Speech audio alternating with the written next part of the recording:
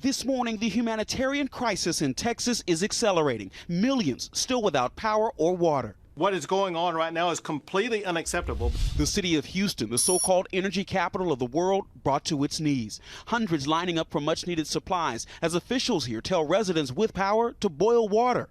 How can we boil water? We don't even have power. We have been without power for 60 hours now and without water for about 24. My family and I, we've been in the dark since Sunday night. Frozen water pipes bursting, destroying homes, some causing ceilings to collapse. We are sitting here by the fire. In San Antonio, Kristen Haddix is trying to keep her 11-month-old baby warm. Her family's light source is this lantern. Trying to boil some water so we can make some warm bottles for my daughter. We only have 3 light sources. We have our propane fireplace, 1 battery-powered light that we plugged in before the electricity went out, and otherwise it's candles. Julie Crawford has been boiling snow for her family to use as their primary water source. We're running dangerously low on water. So now what we've been doing all day is actually coming outside, getting snow, putting it in our pots, and heating it on our propane grill. Hospitals around the state pushed to their brink, relying on generators and water trucks. In Austin, a facility with 300 patients reporting it's losing heat, even transporting patients becoming an obstacle. It is very difficult to drive on the roads as it gets darker and you have ice on the roads. It is very difficult to send people out. Officials say this week there have been more customers in Texas without power than there were during Hurricane Harvey. They say high demand and overloaded utilities led to the outages.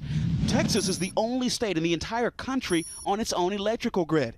A nonprofit company called the Electric Reliability Council of Texas, or ERCOT, manages about 90% of the state's power.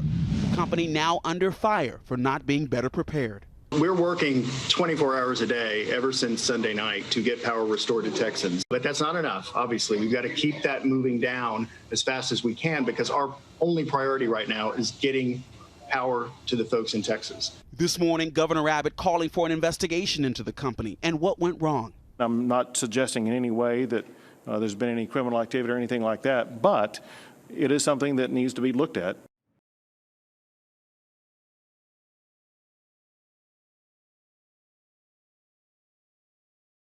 Grocery stores have been flooded with customers making a last-minute dash for food as the storm approaches.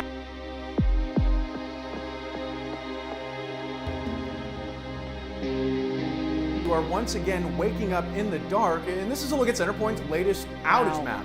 You see a lot of bullets there on that.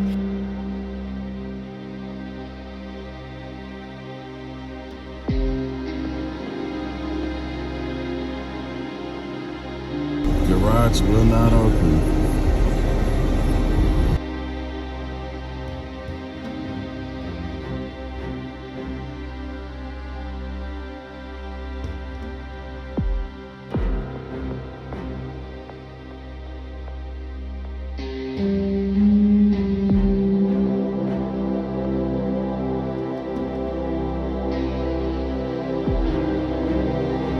Honestly, guys, it's a vicious cycle. It's freezing, there's no power, so folks are doing the best they can to try and stay warm, which can then lead to accidents like fires. And when fire crews arrive, they can't put it out quickly enough because there's not enough water pressure.